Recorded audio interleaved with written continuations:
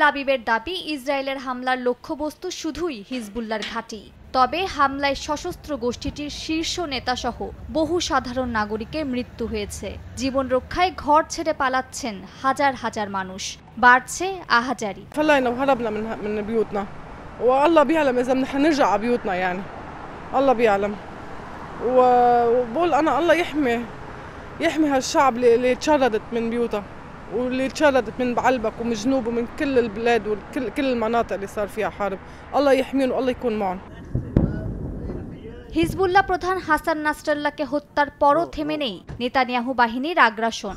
লেবাননে হামলার পরিধি আরও বাড়ানোর সিদ্ধান্ত নিয়েছে ইসরায়েল। এদিকে আগ্রাসনের জবাব দিতে পশ্চিম তীরে ইসরায়েলের ঘাঁটি লক্ষ্য করে ক্ষেপণাস্ত্র হামলা চালিয়েছে হিজবুল্লাহ।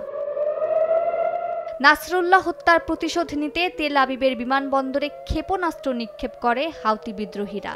জাতিসংঘের অধিবেশনে অংশ নিয়ে ফেরার সময় নেতানিয়াহুকে হত্যা চেষ্টার দাবি করে ইয়েমেনের সশস্ত্র গোষ্ঠীটি।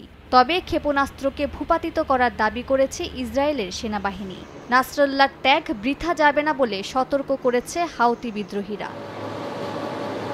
হিজবুল্লাহ প্রধান হত্যাকাণ্ড ইস্যুতে ইসরায়েলের পাশে দাঁড়ালেন জো বাইডেন ও কমলা হ্যারিস। নাসরাল্লাহর হত্যাকাণ্ডকে অসংখ্য ভুক্তভোগীর জন্য ন্যায় বিচারের বলে মন্তব্য করেছেন বাইডেন। কমলা হ্যারিসও বলেছেন নাসরাল্লাহর হাতে মার্কিনীদের রক্ত লেগে আছে। হাসান নাসরাল্লাহর মৃত্যু মধ্যপ্রাচ্যের ক্ষমতার ভারসাম্য পরিবর্তন করে দেবে বলে মন্তব্য করেন ইসরায়েলের প্রধানমন্ত্রী।